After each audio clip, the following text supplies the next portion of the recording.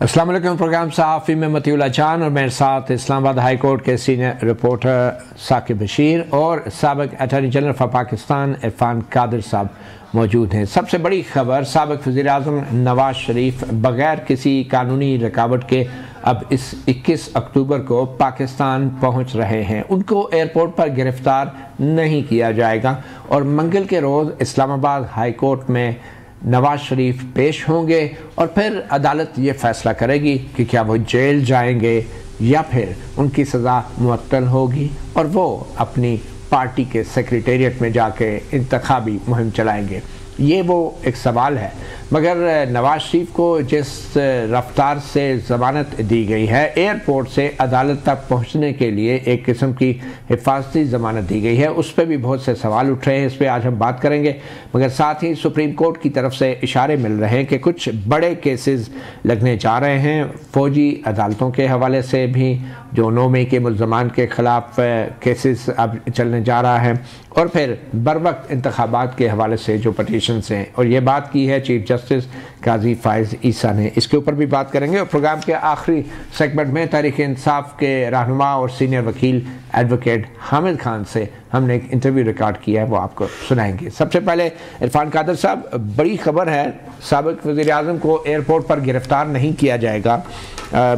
जब वो गए थे तो तब भी बतौर एक कॉन्विक्ट, एक मुजरम, उनको बाहर जाने की इजाज़त दी गई थी, जो कि पाकिस्तान की तारीख में एक फ़र्स्ट था, पहली बार ऐसे हुआ। अब जबकि वो आ रहे हैं तो उनको गिरफ़्तार नहीं किया जाएगा और शायद मंगल को फिर इसका फ़ैसला होगा। तो आप क्या समझते हैं, ये एक अच्छी कानूनी और अखलाकी मिसाल और मयार बनाया जा रहा है अदालतों की तरफ से और सियासतदानों की तरफ से?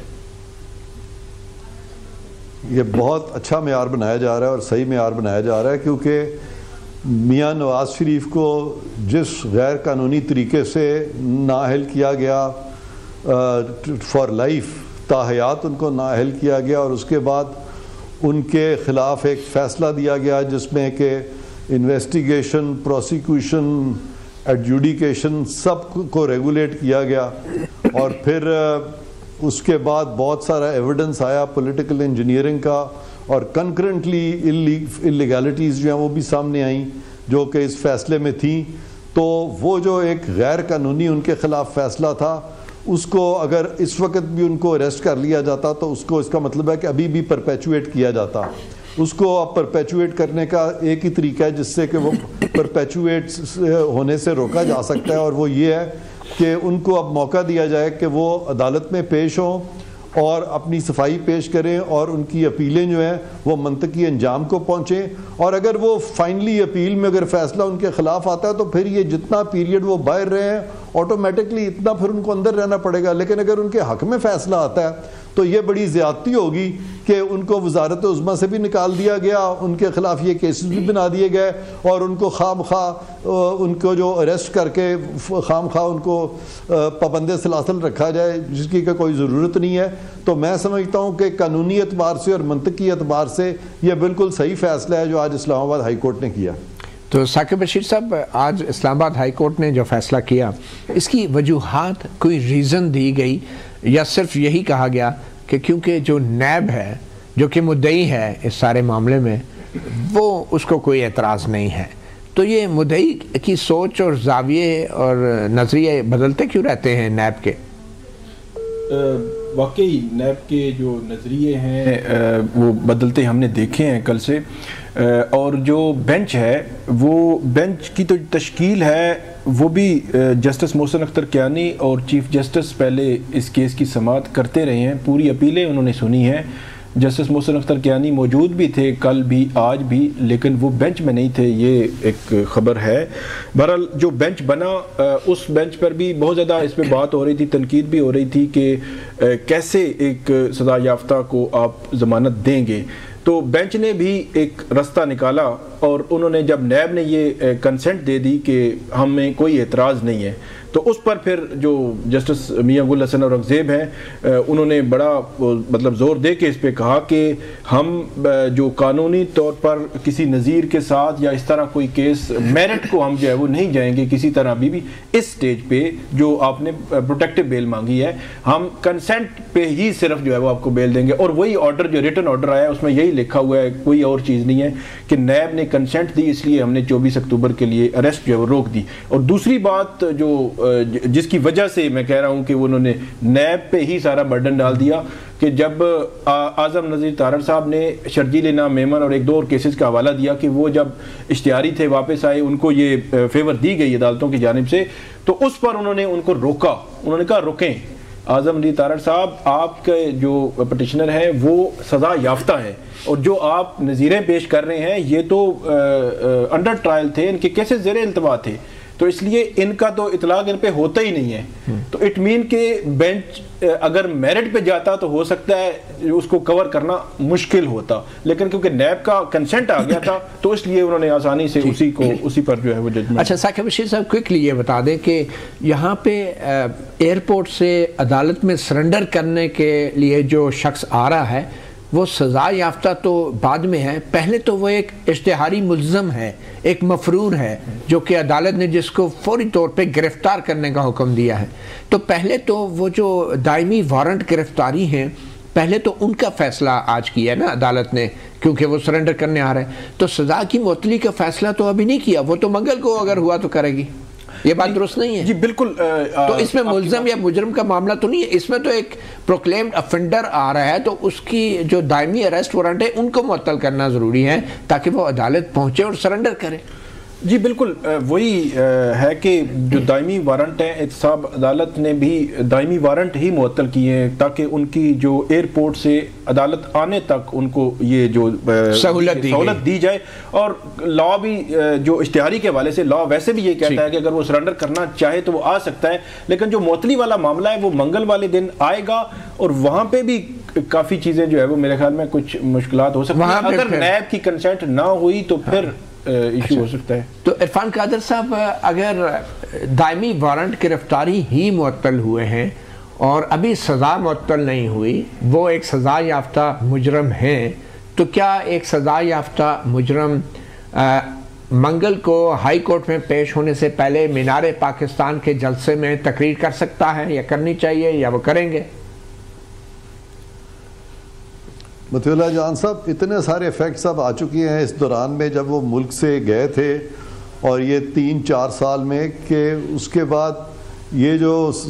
انہوں نے جو نیب نے یہ کہا ہے کہ ہم ان کو اریسٹ نہیں کرنا چاہ رہے یا ہم ان کو اریسٹ نہیں کریں گے. میں سمجھتا ہوں کہ اگر میں سپوزنگ چیئرمین نیب ہوتا تو میں تو یہاں تک لکھ کے دے دیتا کہ ان کے خلاف جو اپیل ہے اس کو ایکسیپٹ کیا جائے، ان کی اپیل کو. ان کے خلاف تو کیس ہی غلط بنا ہوا ہے، اس پہ سارے فیکٹس تو آپ نے بھی دیکھے ہوئے ہیں. اس پہ اب کیا رہ گیا اس کیس میں کہ وہ کیس فائل ہوتا ہے عمران خان نیازی بنام میاں نواز شریف، اور عمران خان نیازی جو ہیں وہ کیس جیتتے ہیں اور اس کے بعد وہ پاکستان کے وزیر اعظم بن جاتے ہیں اور میاں صاحب جو ہیں وہ وزارت عظمیٰ سے نکل جاتے ہیں. اور پھر بعد میں جو سارے فیکٹس میڈیا کے ذریعے سارے پاکستان یہ جن فیکٹس کا آپ حوالہ دے رہے ہیں، میں دے رہا ہوں جس پہ وہ فیکٹس کسی عدالت کے فیصلے میں آج تک نہیں لکھے گئے، کسی جج نے نہیں مانے، کسی جرنیل نے نہیں عدالت کے سامنے. آپ کیسے ان کو یہ آرگیو ہو چکے ہیں عدالت کے سامنے. مطیع اللہ جان صاحب، یہ سارے عدالت کے سامنے آرگیو ہو چکے ہیں، اور یہ جو اللیگیلٹیز جو کمٹ کی گئی ہیں پناما بینچ کی وہ بھی ساری آرگیو ہو چکی ہیں. اور عدالت نے آسان رستہ اس وقت اپنایا تھا. کون سے فیصلے میں ایکویٹ ہو گئی تھی نا مریم بی بی. مریم بی بی ایکویٹ نہیں ہوئی تھی ایون فیلڈ میں، لیکن یہ کہا گیا تھا کہ یہی سارے کیسز تھے نا، یہی پوائنٹس تھے. نہیں ٹھیک ہے، لیکن وہ تو قانونی طور پہ ہوئی نا جو بھی ہوا. تو کوئی یہ تو ابھی فیصلہ تو آیا نہیں، سزا یافتہ مجرم تو ہے نا. کوئی ایسا فیصلہ تو ابھی نواز شریف صاحب کے حق میں نہیں آیا کہ وہ مینار پاکستان پہ جلسہ کر سکتے ہیں، تقریر کر سکتے ہیں. دیکھیں بات سنیں، ایک بہت زیادہ پرسیپشن یہ ڈیولپ کیا جا رہا ہے کہ چونکہ وہ آئے ہیں تو فوراً کو اریسٹ کر لینا چاہیے. 4 سال تو وہ پابند سلاسل نہیں تھے. اب اگر 1 ماہ میں 2 ماہ میں ان کی اپیلیں لگ جانی اور اس کا فیصلہ ہو جانا ہے تو پھر جتنا عرصہ انہوں نے باہر گزارا ہے اگر ان کی کنوکشن ہوتی ہے تو پھر پابند سلاسل تو یہ پیریڈ تو سارا ان کو بھگتنا پڑے گا. لیکن اگر ان کا کیس ایکوٹل کی طرف جانا ہے, جو کہ جائے گا ایکوٹل کی طرف, یہ میں آپ کے پروگرام کی وساطت سے کہہ رہا ہوں کہ میاں صاحب ایکوٹ ہوں گے, تو اگر وہ ایکوٹل کی طرف ہی جانا ہے تو کتنی زیادتی ہے کہ ان پہ یہ جو چیز ہے پرپیچویٹ کی جائے. ایک آلریڈی ان سے اتنی زیادتی ہوئی ہے کہ ان کو نااہل بھی کیا گیا, اور اب آپ مزید ان کو پابند سلاسل رکھیں اتنی دیر کے لیے, اس کی ضرورت نہیں تھی. اور میں آپ کو بتاؤں کہ جن اداروں نے اریسٹ کرنا ہے, جو کہ ریاست ہے, ریاست جب بھی اریسٹ کرتی ہے تو پبلک انٹرسٹ کو بھی دیکھتی ہے, اور اس میں کوئی پبلک انٹرسٹ جو تھا وہ نہیں تھا کہ ان کو خام خواہ ابھی پابند سلاسل کیا جائے. اور اگر ریاست چاہے تو کیسز جو پروسیکیوشنز کو بھی ڈراپ کر سکتی ہے ان پبلک انٹرسٹ. صحیح, یہ بھی اختیار ہے ریاست کے پاس. یہ ڈیپینڈ کرتا ہے کہ ریاست کون ہے.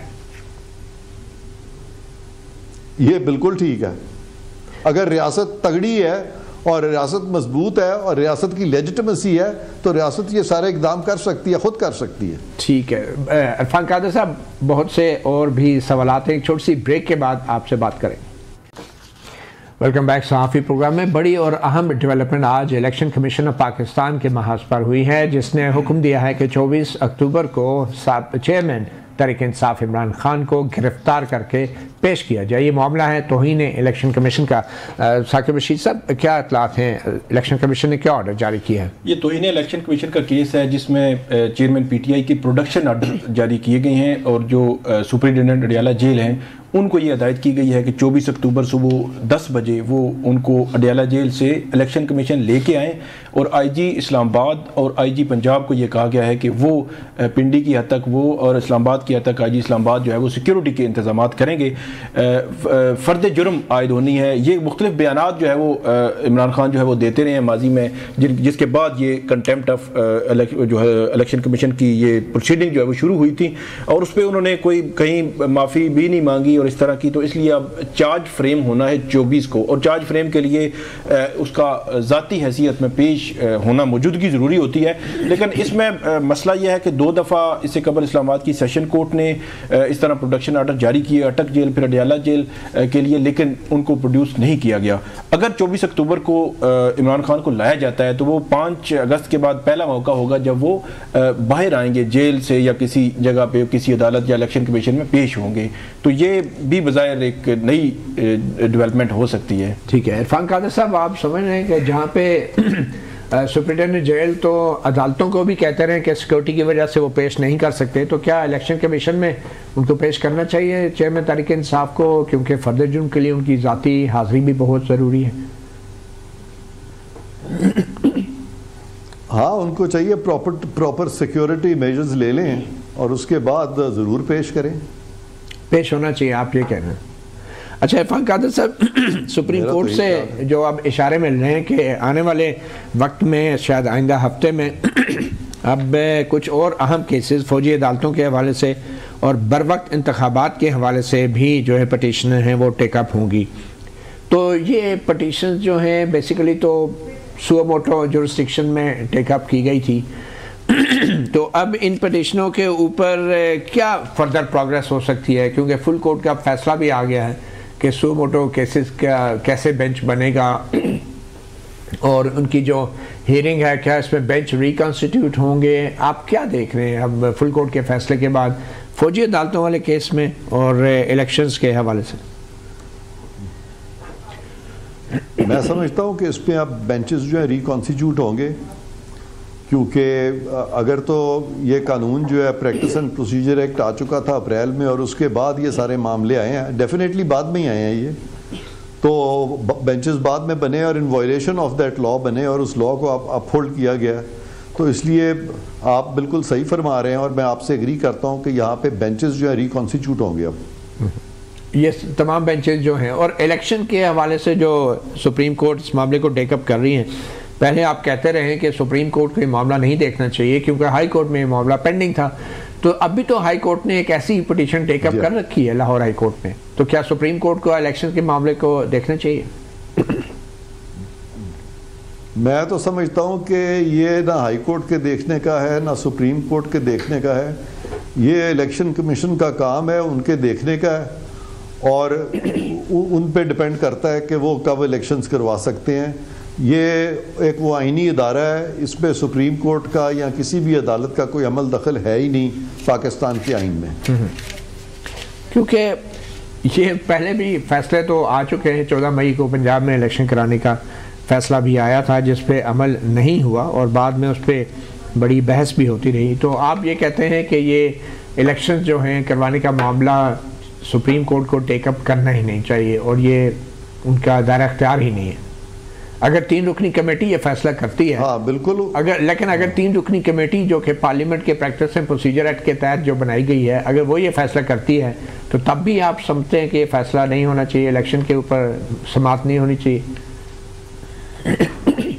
دیکھیں 3 رکنی کمیٹی جو ہے وہ تو یہ فیصلہ کرے گی نہیں، انہوں نے تو صرف یہ فیصلہ کرنا ہے کہ کون سا بینچ معاملہ سنے گا، اور وہ جو بینچ بنے گا اس کے سامنے پھر آبویسلی وکلا پیش ہوں گے، اور ان کو وہ قانون سامنے رکھیں گے، اور جب قانون سامنے رکھیں گے تو وہ ڈیفینیٹلی بتائیں گے کہ سپریم کورٹ نے کتنی دفعہ ڈیٹ دینے کی کوشش کی، کبھی صدر کو کہا گیا آپ ڈیٹ دیں، کبھی گورنر کو کہا گیا اور پھر انہوں نے خود ڈیٹ دے دی، اور اس کا کیا نتیجہ نکلا۔ تو سپریم کورٹ کو چاہیے کہ اس طرح کے معاملات جو اس کے کرنے کے نہیں ہیں اس سے وہ اجتناب کریں تو بہتر ہے۔ تو یہ آنے والا وقت بتائے گا کہ اب سپریم کورٹ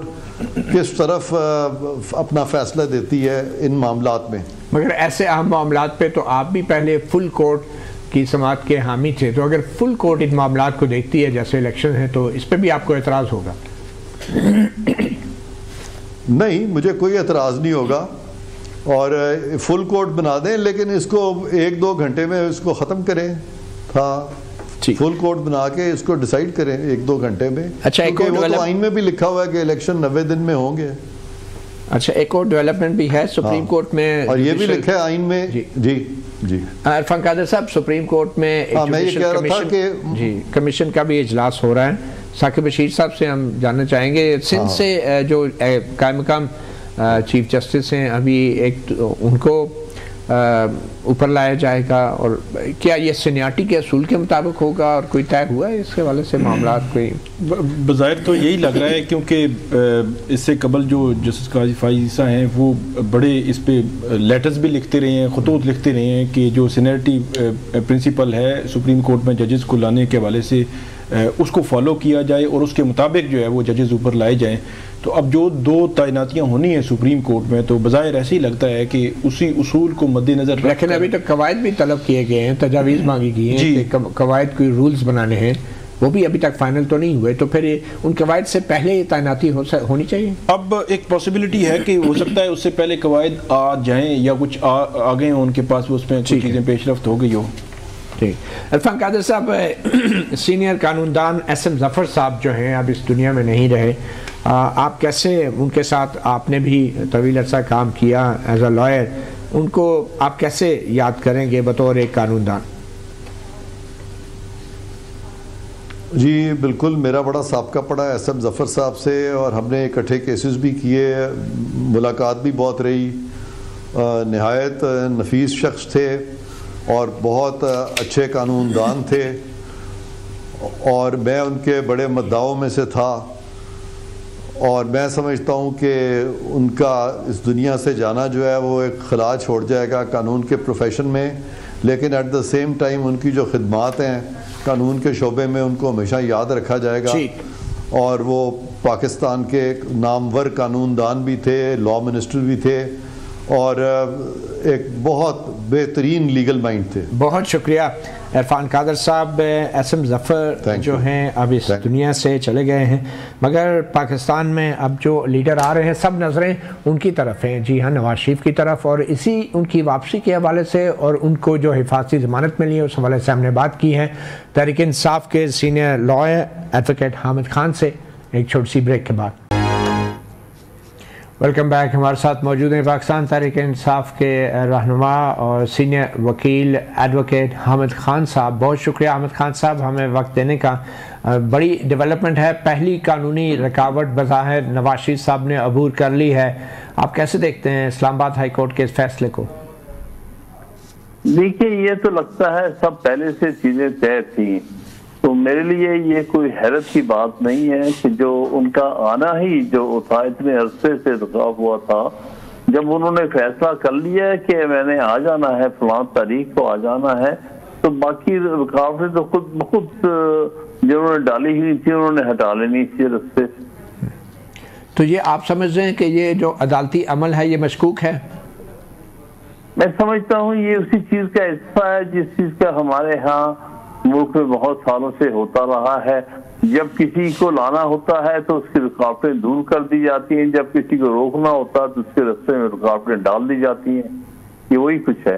مگر بطور وکیل آپ اس عمل کو غیر قانونی کیسے دیکھتے ہیں؟ دیکھیے اس میں غیر قانونی بات نہیں میں کہہ رہا، میں یہ کہہ رہا ہوں چیزیں فیسیلیٹیٹ کی جاتی ہیں، جو جہاں تک یہ آرڈر ہے بیل کا یہ قسم کے، یہ تو ویسے ثوابدیدی آرڈر ہوتے ہیں، اس لیے یہاں تو جج کی مرضی ہوتی ہے، جس کو چاہے اکوموڈیٹ کرے جس کو نہ کرے،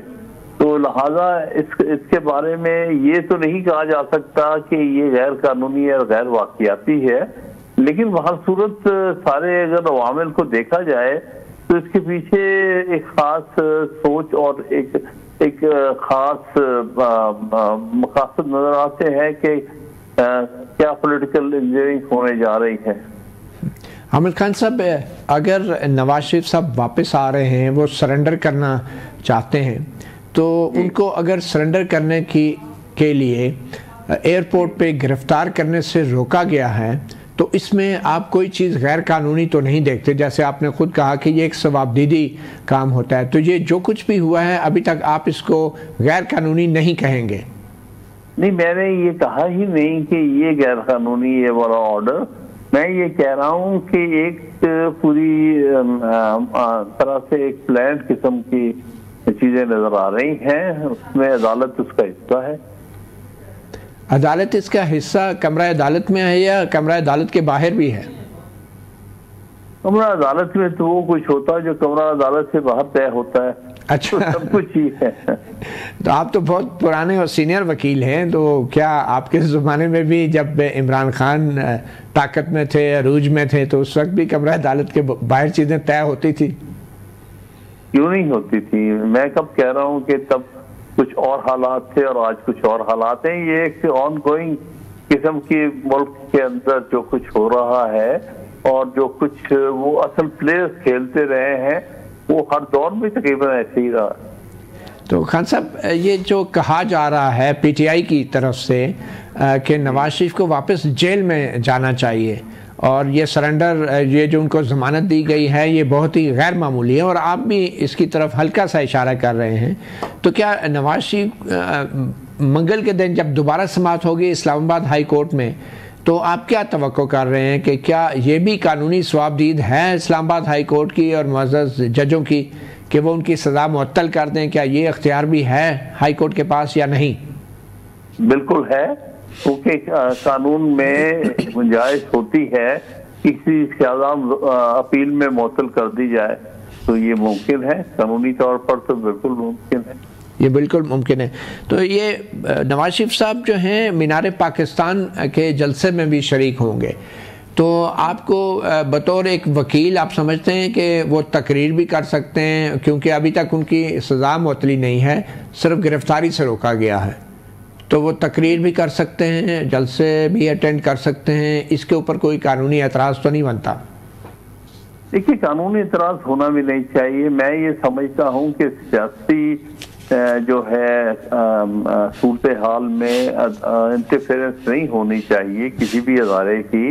کیونکہ سیاست میں سب کو حصہ لینے کی اجازت ہونی چاہیے اور عدالتی احکامات استعمال نہیں ہونے چاہیے سیاسی مقاصد حاصل کرنے کے لیے، یہ ایک الگ بات ہے۔ میں بالکل اس پر بلیو کرتا ہوں کہ ان کو پوری آزادی ہونی چاہیے کہ یہ الیکشن کیمپین کریں، ایک پارٹی لیڈر ہے،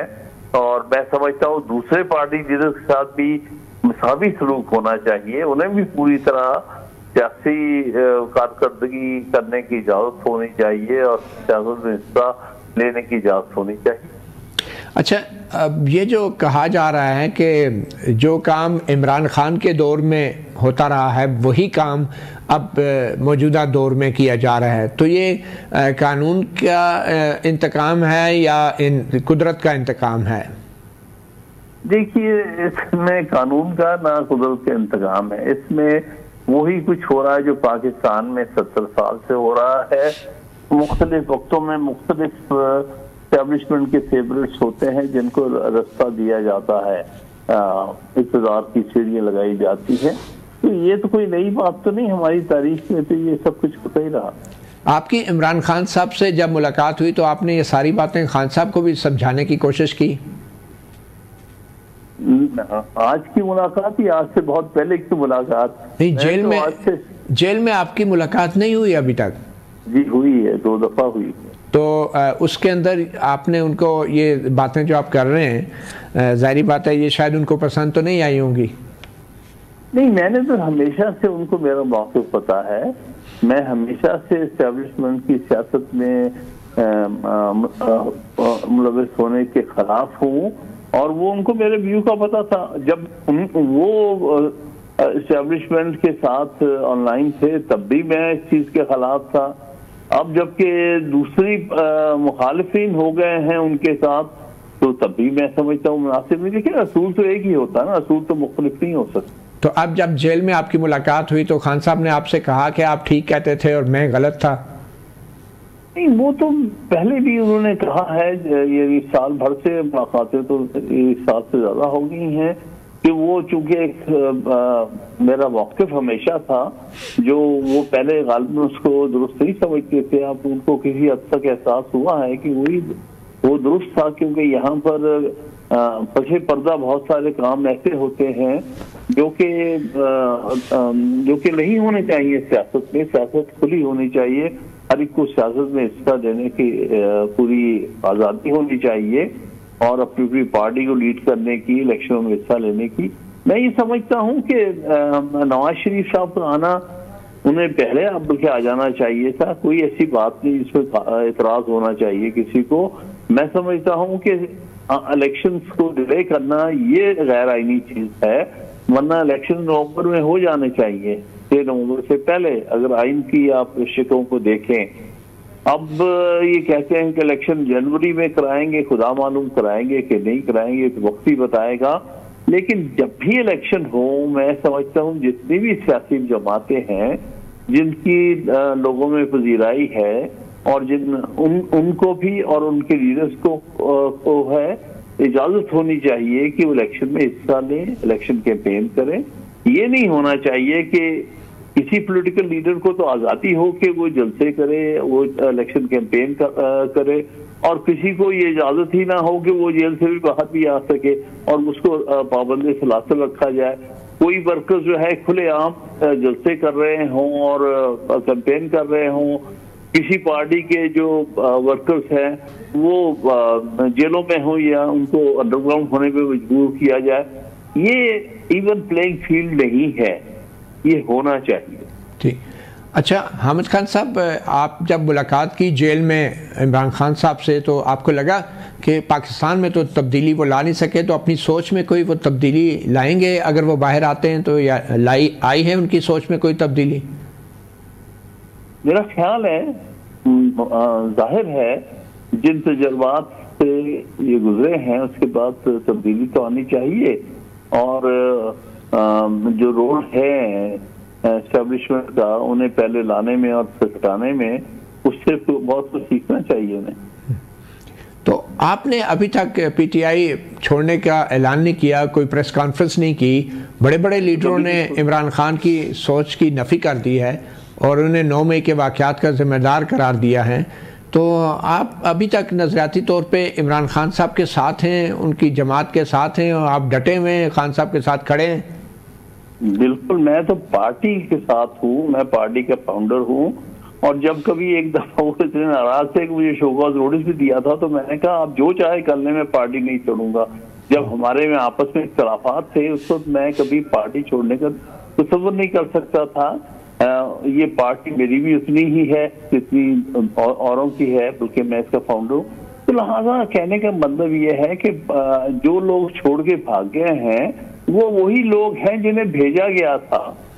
جو آئے تھے، جنہوں نے عہدے بھی انجوائے کیے ہیں، جنہوں نے آ کے عمران خان صاحب کا پہلے بڑا ساتھ دیا، بڑی ان کے آگے پیچھے پھرتے تھے، اس کے بعد چند منٹ نہیں لگائے چھوڑ کے بھاگنے میں اور اپنی علیحدہ پارٹیاں بنانے میں، اور اپنی پارٹیاں بنا کے عمران خان کی اور پاکستان تحریک انصاف کی ساری مخالفت سے کرنے کا یہ تو ایک بڑا واضح ڈرامہ ہے کہ یہ لوگ آئے کہاں سے تھے اور گئے کہاں پر تھے۔ یہ جو کہا جا رہا ہے کہ شاید ان لوگوں پہ دباؤ ڈالا گیا، ان پہ تشدد کیا گیا، انہیں بلیک میل کیا گیا اور یہ مجبوری کی حالت میں پریس کانفرنس کر رہے ہیں، آپ اس بات سے اتفاق نہیں کرتے؟ میں سمجھوں گا کچھ لوگوں کے بارے میں یہ بات درست ہوگی جو کہ پارٹی کے جنون ورکرز تھے، ان کے ساتھ شاید تشدد ہوا ہے یا ان پر کسی قسم کا دباؤ ڈال کے ان سے یہ بیانات لیے گئے، لیکن جو ان کے بھیجے ہوئے تھے آپ کچھ نام لے سکتے ہیں؟ یہ تو آپ سب پہ الزام لگا رہے ہیں نا، یا تو آپ نام لیں۔ تو ساروں کو کہتا ہوں یہ جتنے بھی جہانگیر ترین، پرویز خٹک، علیم خان ٹائپ لوگ بھیجے گئے تھے، یہ سارے کے سارے ان کے بھیجے ہوئے تھے، ان کے اشارے میں واپس چلے گئے۔ تو آپ کہہ رہے ہیں کہ کچھ لوگوں پہ ضرور دباؤ ہوگا جس کی وجہ سے انہوں نے پارٹی چھوڑی ہے، مگر آپ کہہ رہے ہیں کہ 9 مئی کے واقعات میں عمران خان کا کوئی قصور نہیں ہے، آپ یہ بھی کہہ رہے ہیں؟ میں یہ سمجھتا ہوں کہ اس کا قصور اس لیے بھی نہیں ہے کہ وہ اس وقت وہ ڈیٹینشن میں تھے، 9 مئی کو تو ان کو وہاں سے ہائی کورٹ کے پریمیسز سے اٹھا لیا گیا تھا، تو وہ تو کسی کے ساتھ ان کانٹیکٹ ہی نہیں تھے، تو انہوں نے وہ واقعات کیسے کرا لیے اپنی غیر حاضری میں؟ تو یہ انہوں نے جو فضا ہموار کی، لوگوں کو جو اکسایا گرفتاری سے پہلے، اور گرفتاری والی صبح ایک ویڈیو بیان جاری کیا، فوجی افسران کے نام لیے، تو ایسا آپ کہتے ہیں کہ یہ کوئی ان کا قصور نہیں ہے؟ میں سمجھتا ہوں یہ بہت ساری باتیں بنائی گئی، میں یہ نہیں کہتا ہوں کون سا ویڈیو صحیح ہے کون۔ ایک بات میں صرف کہنا چاہتا ہوں، جو آپ دیکھیں گے نا کنسسٹنٹلی جو 9 مئی سے پہلے ہیں، انہوں نے کبھی بھی تشدد تک تو نہیں کہا پبلکلی، تو کم از کم مجھے نہیں یاد، بلکہ انہوں نے جیل بھرو تحریک شروع کی تھی۔ جیل بھرو تحریک کبھی پرتشدد تحریک ہوتی، وہ تو ہوتی ہی پیسفل تحریک کہ جی ہم جیل جانے کو تیار ہیں لیکن بات نہیں مانیں گے۔ اچھا، آخر میں یہ جو اسٹیبلشمنٹ سے دوبارہ رابطوں کی بات چل رہی ہے، کچھ اطلاعات کے مطابق صدر عارف علوی سے کہا جا رہا ہے کہ اسٹیبلشمنٹ اور تمام سیاسی جماعتوں سے مذاکرات کریں، تو کیا واقعی خان صاحب آپ مذاکرات کرنا چاہتے ہیں سیاسی جماعتوں سے بھی اور اسٹیبلشمنٹ سے بھی؟ اس کے بارے میں مجھے کچھ علم نہیں ہے، نہ ہی نیچرلی میرا تو کبھی ارادہ نہیں، نہ کبھی رہا ہے اس قسم کے کوئی بھی کانٹیکٹ کا، تو میں کچھ کہہ نہیں۔ تو ابھی جو سیاسی قیادت ہیں، جو بھی جیل سے باہر ہیں، وہ آپ سے رابطے میں ہے اور آپ کو کانفیڈنس میں لیتی ہے مختلف فیصلوں میں؟ دیکھیے، جہاں تک جو قانونی کارروائیاں وغیرہ ان کے حوالے سے ہے، اب تو کچھ نہ کچھ ہے کہ کون سا کیس کہاں چل رہا ہے، اس سے آگے وہ تو پوچھے ہو گیا۔ اس وقت تو اصل میں بات یہ ہے کہ سیاسی مشوروں کا تو وقت ہی نہیں کسی کے پاس، اب انڈر گراؤنڈ ہیں بیچارے، ایک دوسرے سے رابطے میں بھی نہیں ہیں۔ اس وقت تو سارے جو فوکس ہے وہ یہ ہے کہ ہم کس طرح سے یہ قانونی پیچیدگیوں میں جس میں الجھا دیا گیا ہے، کیسز بنا دیے گئے ہیں، کبھی سائفر کیس ہے، کبھی کوئی اور کیس ہے، ان سے باہر کیسے نکلا جائے اور کس طرح اس میں کوئی ریلیف ملے۔ تو سارا جو فوکس ہے اس وقت پی ٹی آئی کا اور اس کی جو لیڈرشپ جو کہ انڈر گراؤنڈ ہے، اس کا یہ ہے کہ اس وقت قانونی پیچیدگیوں میں ہم الجھایا ہوا ہے، ان سے ہم باہر کیسے آئیں۔ ایگزیکٹلی جیسے آپ نے پہلے کہا کہ 75 سال سے چیزیں ہو رہی ہیں اور جو کچھ عمران خان کے دور میں بویا گیا اب وہ کاٹا جا رہا ہے۔ حامد خان ایڈوکیٹ، بہت شکریہ صحافی پروگرام کو وقت دینے کا۔